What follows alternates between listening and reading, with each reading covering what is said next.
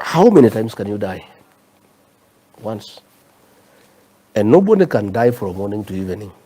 You just snap like that and you are dead and buried. And life goes on. I am one Kenyan who has sacrificed and offered my life to liberate this country. And I'm willing. That's why I speak the way I speak. I don't care. Yeah, you've been making some pretty I don't care. bold statements. Somebody must speak. Using Githurai. Somebody must be brave enough, courageous enough, be patriotic enough, love his country enough to do what I do, to be a man of courage, to speak for the people, because people have been intimidated, people have been coerced, people have been bribed. Nobody speaks for the people of Kenya.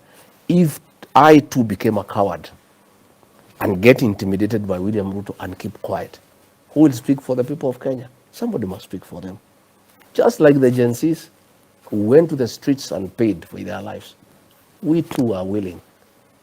Whatever it takes, you know. That's why William Ruto harasses me every day.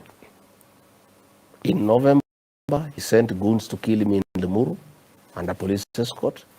Up to today, the people who wanted to kill me have never been arrested. Pictures are all over. I had a DCI the other day telling me to go and report to police. When they saw the violence, they saw the pictures, they did nothing about it. Day I went to Shamata in Nyandarua, a policeman threw tear gas at me. You know, the Christians, that policeman is still there. Here he was promoted from an inspector to chief inspector. You know, another day Pastor Dorcas was having a Christian prayers here in Nyeri. A leader of the criminal gang who now works directly under the president and the deputy president went and with other criminals chased her away from the meeting, harassed Christians. Nothing has been done. Another day, in a manner similar to what happened in Kiambaa Church, where William Ruto was part and parcel, goons were sent by the president to PCA Mweki Church to attack me and Christians inside the church. They desecrated the altar. The MCA for Umoja is the one with the governor who had sent those criminals under the direction of William Ruto. Today, nobody has ever been arrested. Yesterday, goons were sent to disrupt the launching of my party. They came under police escort.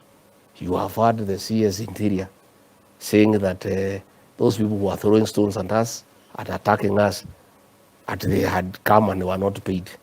To start with, we don't pay people to come to our meetings the way William Ruto does. He has to pay people to go to his meeting. I don't pay anybody to come to my meeting.